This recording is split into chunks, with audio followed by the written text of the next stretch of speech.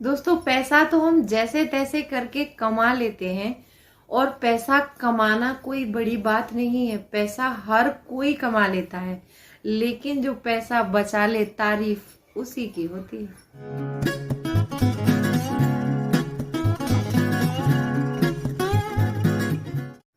Hello friends, welcome back to my channel. कैसे हैं आप लोग? आई होप आप बहुत अच्छे होंगे और सेहतमंद होंगे और आप लगातार मेरी वीडियो के साथ भी बने हुए होंगे। दोस्तों, आज की वीडियो में हम पैसे बचाने के कुछ ऐसे उपाय जानेंगे जो हम रोजमर्रा की लाइफ में अगर अपना लेते हैं तो हमारे बहुत सारे पैसे बच सकते हैं। और पैसे बचाना बहुत जरूरी हो गया है आज के दौर में। आपने देखा होगा, महंगाई हर साल इतनी बढ़ जाती है कि जो भी साल में हमारी सैलरी में इंक्रीजमेंट होता है उसमें घर चलाना बहुत मुश्किल हो रहा है। अगर इस मुश्किल समय में भी हम बचत कर लेते हैं तो हमसे अच्छा पैसे बचाने वाला कोई हो ही नहीं सकता। और ये बात वैसे मुझे अपनी बहनों को बताने की कोई जरूरत नहीं है, उनको सब कुछ अच्छे से आता है, लेकिन फिर भी कुछ पॉइंट्स हैं मैं आप लोगों के साथ शेयर करती हूँ। अगर ये पॉइंट्स आपको पसंद आ जाए तो वीडियो को लाइक कर देना और चैनल को अभी तक आपने सब्सक्राइब नहीं किया है तो सब्सक्राइब भी कर लीजिए इस चैनल को और बेल आइकन को भी जरूर प्रेस कर दीजिएगा ताकि ऐसी इंटरेस्टिंग वीडियो की नोटिफिकेशन आपको मिलती रहे। दोस्तों, वीडियो पसंद आए तो एक लाइक जरूर कर दीजिएगा। तो चलिए स्टार्ट करते हैं वीडियो को। सबसे पहला पॉइंट आता है यहाँ पर कि पहले बचाएं फिर खर्च करें। मेरा कहने का मतलब ये है कि जैसे हमारी सैलरी आती है तो बहुत सी बहनें क्या करती हैं कि जैसे उनको हस्बैंड ने पैसा दिया घर में लाके, तो वो क्या करती हैं कि सबसे पहले दोनों हस्बैंड वाइफ मिलके एक बजट क्रिएट करेंगे घर में, या कुछ भी करते हैं तो वो सबसे पहले खर्चे की बात करते हैं।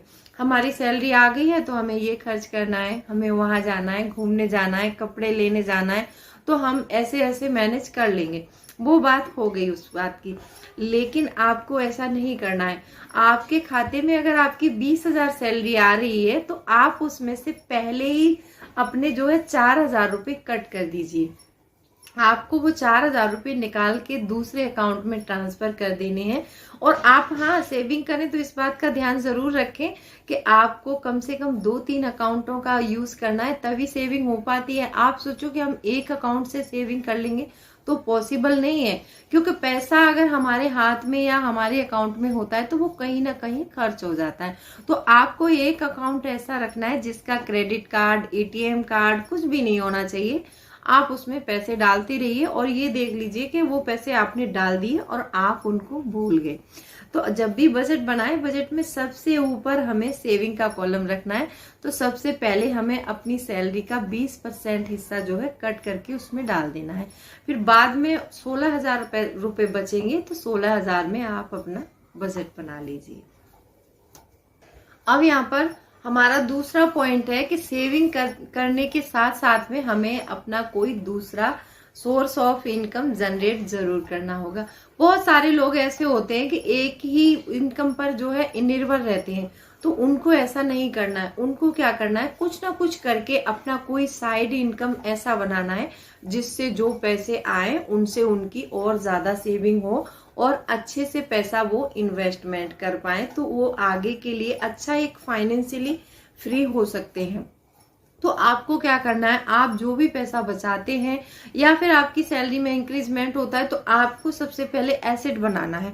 एसेट का मतलब होता है, एसेट और लाइबिलिटीज में वैसे फर्क आपको पता होगा लेकिन थोड़ा और बता देती हूँ।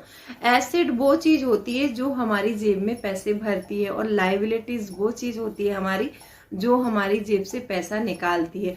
तो जब भी आप कुछ करें तो इससे एक साइड इनकम हो जाता है हमारा। अब जैसे मान लीजिए आपने कोई होम बना दिया और वो रेंट पर दे दिया तो उससे हमारा पैसा आ रहा है, तो वो हमारी एक साइड इनकम जनरेट हो गई, तो उससे हमारा पैसा आता रहेगा और वो हम पैसा अपनी सेविंग में डालते रहेंगे। तो आपको जल्द से जल्द कुछ ना कुछ करके एक साइड इनकम सोर्स जरूर बनाना है जिससे आपका पैसा आता रहे। दोस्तों, तीसरा पॉइंट है मेरा कि हमेशा लो प्रोफाइल रखें। लोग क्या करते हैं कि जैसे उनकी सैलरी बढ़ी और उन्होंने अपने खर्चे बढ़ाने शुरू कर दिए। अब आपको पता है कि आपकी सैलरी बढ़ी है और आपके जो अकाउंट में पैसे बढ़कर आए हैं, अब सामने वाले को नहीं पता है ना कि इनकी सैलरी बढ़ गई है और इनके अकाउंट में ज्यादा पैसे आने लगे हैं, तो वो उस पैसे को दिखाने के लिए वो क्या करते हैं कि बड़ा अपार्टमेंट जो है, जिस छोटे घर में पहले वो रह रहे होते हैं, रेंट पे रह रहे हैं या फिर वो अपना बना के रह रहे हैं, इस बात से कोई फर्क नहीं पड़ता, फिर वो उस लाइफ स्टाइल को क्या करते हैं, चेंज कर देते हैं। जब लाइफ स्टाइल में चेंज होगा तो हमारे ऑब्वियसली पैसे जाएंगे, बिना पैसे के तो लाइफ स्टाइल चेंज नहीं हो सकती है। वो गाड़ी खरीद लेंगे दिखाने के लिए कि हमारे पास पैसे आ गए और हम पैसे वाले बन गए, लेकिन आपको दिखावे वाला पैसे वाला नहीं बनना है। आपको अपनी फाइनेंशियल कंडीशन मजबूत करनी है और आपको एक वेल्थ क्रिएट करनी है। जब हम अच्छी वेल्थ क्रिएट कर लेते हैं ना, तो हमें अंदर से एक स्ट्रॉन्ग फीलिंग आती है, और वो स्ट्रॉन्ग फीलिंग ऐसी होती है, हमें पता होता है कि हमारी नेट वर्थ इतनी हो गई है, और बाहर वालों को दिखाने की कोई जरूरत नहीं है, लेकिन आपको पता होना चाहिए कि हमारी नेट वर्थ क्या है। तो आपको नेट वर्थ बढ़ानी है और हमेशा प्रोफाइल लो रखना है। आपने पैसे वाले लोगों को देखा होगा, वो ऐसा नहीं है कि वो करोड़ों की कारों में चलते हैं या फिर वो ऐसे करते हैं ऐसे करते, ऐसा वो नहीं करते हैं।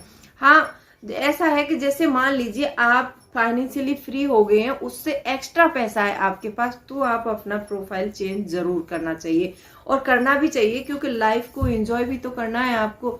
तो जब आपके पास अपनी जो है फाइनेंशियल फ्रीडम से अलावा और पैसा है, तो उससे आप जो है अपना प्रोफाइल चेंज कर सकते हैं।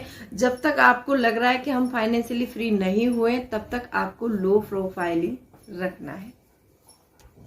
दोस्तों, पैसे सेव करने का चौथा तरीका है यहाँ पर कि यूज क्रेडिट कार्ड वाइसली। अपने जो क्रेडिट कार्ड का यूज बुद्धिमानी से करना है आपको। बहुत से लोग क्या करते हैं कि उनको पता ही नहीं होता है कि वो क्या खर्च कर रहे हैं और क्या खरीद रहे हैं, क्योंकि क्रेडिट कार्ड का ऐसा होता है कि क्रेडिट कार्ड से जो पैसा हम खर्च करते हैं वो ना तो हमें यहाँ पता चलता है और ना हमारे माइंड को सिग्नल जाता है, क्योंकि हम हाथ से पैसा खर्च नहीं कर रहे हैं। वहां पर जहां पर हम हाथ से पैसा खर्च करते हैं तो हमें पता चलता है कि हमारे हाथ से इतने मतलब 100 का या 500 का 200 का नोट गया है, तो हमें दर्द आता है। और हमारे दर्द क्यों आता है कि उस पैसे से हमारी फीलिंग जुड़ी हुई है और हमने उस पैसे को बहुत मेहनत से कमाया है, तो हम खर्च करते हैं तो हमें दर्द महसूस होता है, तो हमें लगता है कि बस करना चाहिए, अब हमें घर चलना चाहिए।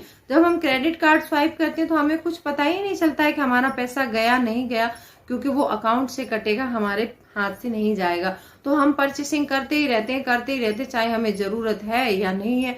और वो जब हम क्रेडिट कार्ड से परचेस करते हैं और जो चीजें हमारे लिए जरूरी नहीं है फिर भी जरूरी बन जाती है, ये हमारा भ्रम हो जाता है दिमाग का। हमारे दिमाग में जो सेट हो जाता है कि चलो ये खरीद लेते हैं, ये अगले मंथ में हमें जरूरत पड़ेगी। शायद हमें उसकी जरूरत नहीं पड़ी तो वो सामान हमारा खराब हो गया या हमने फेंक दिया, लेकिन हमारे पैसे चले गए। जब क्रेडिट कार्ड का यूज करते करते उसका पेमेंट अगर हम टाइम से नहीं करते हैं तो हमारे उस पर जो है ब्याज लगता है 30 से 40% का लगता है, तो हमें वो और डबल हो जाता है, तो हमारा पैसा यहाँ पर और ज्यादा खर्च हो जाता है। तो आपको कभी भी खरीदारी करनी है तो वैसे मैं तो हमेशा बोलती हूँ कैश में ही करिए, क्योंकि जब हम कैश में खरीदारी करते हैं तो हमारा ज्यादा पैसा खर्च नहीं होता है। दोस्तों, मेरी वीडियो में आज के कुछ 4 पॉइंट्स थे। अगर इनमें से कोई पॉइंट्स पसंद आया हो आपको तो वीडियो को लाइक कर देना। चैनल को अभी तक आपने सब्सक्राइब नहीं किया है तो सब्सक्राइब भी कर लो इस चैनल को, और बेल आइकन को जरूर प्रेस कर दीजिएगा ताकि ऐसी इंटरेस्टिंग वीडियो की नोटिफिकेशन आपको मिलती रहे। चलिए मिलती हूँ अगले वीडियो में, तब तक के लिए bye bye, thanks for watching. और चैनल को जल्दी से जल्दी सब्सक्राइब करो, और आप सब्सक्राइब करते हैं ना तो मेरी भी जो है मैं बहुत मोटिवेट होती हूँ और मेरी बहुत हिम्मत बढ़ती है आप लोगों के लिए ऐसे ही अच्छे अच्छे वीडियो लाने के लिए। तो चलिए मिलती हूँ अगली वीडियो में, तब तक के लिए bye bye, thanks for watching.